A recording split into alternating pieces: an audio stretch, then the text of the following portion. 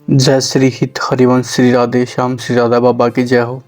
हम लीलावली भाग प्रथम का अगला पार्ट स्टार्ट कर रहे हैं, जिसका नाम है प्रीति की रीति। मध्यकालीन राजभोग के उपरांत श्री प्रियतम शयन कुंज में विश्राम कर रहे हैं। एक अन्य कुंज में श्री ललिता जी के पास चित्रा जी सहज रूप से बैठी हुई हैं। सहजतापूर्व वातावरण में से सहज रीति से मीठी मीठी सहचर्चा रस चर्चा चल रही है। समीप में बैठी बैठी हम कई महीने उस मधुर रस चर्चा को सुन रही हैं। उस मधुर रस चर्चा के मध्य श्री चित्रा जी कुछ बैठी बहन, एक बात बतलाओ। मैंने ऐसा कई बार देखा है कि जब चंपावन में किसी विहार का विचार होने लगता है तो श्री प्रीतम की प्रसन्नता बहुत बढ़ जाती है, और अब चंपावन में कोई विलास विलसित होने लगता है तब तो श्री प्रीतम का मुख कमल बहुत खिल उठता है। ऐसा क्या होता है? उसके मन में चंपावन के प्रति इतना अधिक लगाव क्यों है? मंद मंद मुस्कुराते हुए श्री ललिता जी ने कहना आरंभ किया, चित्रे, यह बात तो सहज ही तुम्हारी समझ में आ जानी चाहिए कि तुमने जो जिज्ञासा व्यक्त की उसी के साथ एक प्रश्न और सम्मिलित कर लो। श्री प्रियतम को चंपा पुष्प की माला बहुत प्रिय क्यों है? श्री चित्रा जी के बीच में ही बोल पड़ी, हाँ बहन हाँ, श्री प्रियतम को चंपा पुष्प की माला ही बड़ी प्रिय है। जिस दिन चंपा पुष्प का हार उनके सामने धारण करने के लिए प्रस्तुत किया जाता है, उनके नेत्रों में उत्फुल्लता भर उभर जाती है। श्री ललिता जी ने समझाया, अपनी निकुंजेश्वरी श्री प्रिया जी का वर्ण गौर है और गौर वर्ण से साम्य रखता है चंपा पुष्प का कनक वर्ण। चंपा पुष्प की कनक कांति श्री प्रीतम को अपनी प्राणेश समृद्धि सतत दिलाती रहती है। चंपा पुष्प की माला ही क्यों, वे तो इसी हेतु से पीताम्बर भी धारण करते हैं। पीत वर्ण की प्रत्येक वस्तु से प्रीतम का लगाव है, और इस लगाव का हेतु यह है कि प्राणेश्वरी की समृद्धि को पीत वर्ण सतत उद्दीपित करता रहता है। श्री चित्रा जी ने उत्फुल्ल स्वर में कहा, फिर तो यही बात अपनी निकुंजेश्वरी प्रिया जी के प्रति भी होगी। श्री प्रीतम का वर्ण श्यामल है, अतः श्री प्रीतम की सतत समृद्धि बनी रहे, संभवतः उसी हेतु से वे नीलांबर धारण करती हैं। ललिता जी, हाँ, यही हेतु है नीलांबर धारण करने का। श्री चित्रा जी ने पुनः प्रश्न किया, तुमसे ही मैंने सुना है कि श्री प्रिया जी के शीश के काले केशों का और कपोला के काले तिल का चिंतन करते रहने से हमारे अपने श्री प्रीतम का वर्ण श्यामल हो गया है।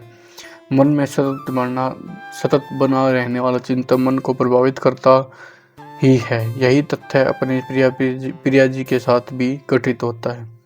श्री प्रीतम के श्याम वर्ण का सतत चिंतन बना रहने से श्री प्रिया जी का वर्ण श्यामल होना चाहिए था, पर वे तो गौरवर्णीय हैं, ऐसा क्यों? श्री ललिता, तुम सचमुच बड़ी सलाह हो। मेरे कथन में एक महान सत्य सन्निहित है। श्री प्रीतम के श्यामल वर्ण का चिंतन अपना प्रभाव न दिखलाए यह हो नहीं सकता। श्यामल वर्ण का चिंतन अपना रंग दिखलाएगा ही, और इसका परिणाम है श्री प्रिया जी की श्यामल वर्णिया। श्री चित्रा जी बीच में ही बोल पड़ी, बहन तुम यह क्या कह रही हो? श्री प्रिया जी श्यामल वर्णिया है।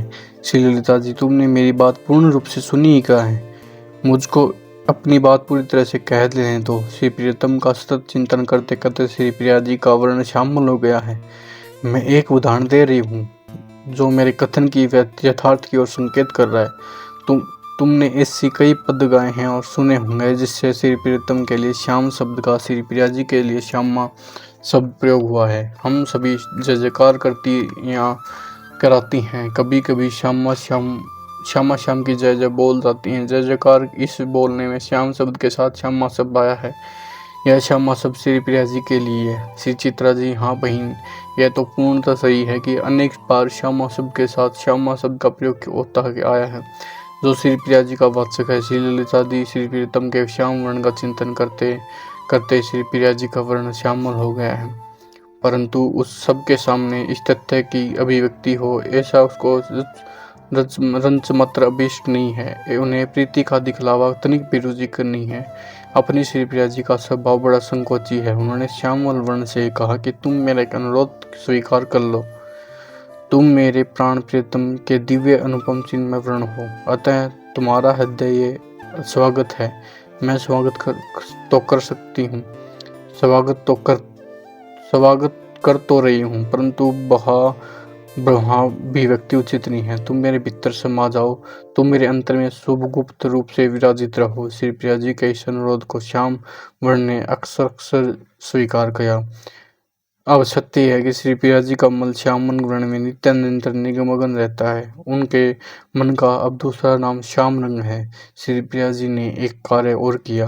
अपने आंतरिक श्याम रंग को पूर्ण रूप से सुगुप्त बनाए रखने के लिए उन्होंने अपने श्रीअंग का ब्रह्मा वर्ण गौर बना लिया।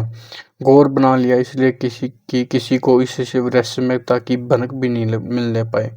श्री प्रिया जी की गोपन दक्षता यह एक अद्भुत प्रसंग है। सचमुच श्री प्रतिनिगमनता प्रचार की वस्तु नहीं है।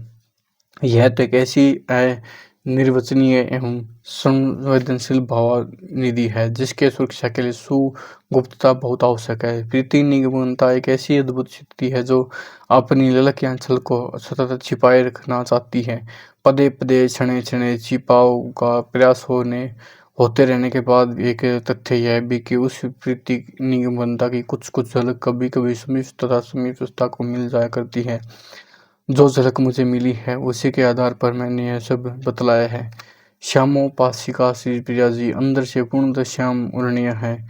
अब यह बात समझ लेने की है कि संगोपन प्रिया के कारण वे गौर वर्णीय है। यह हमारा सौभाग्य है कि ऐसी परम दिव्य जीवना श्री प्रिया जी का हमें सतत सानिध्य प्राप्त हुआ है।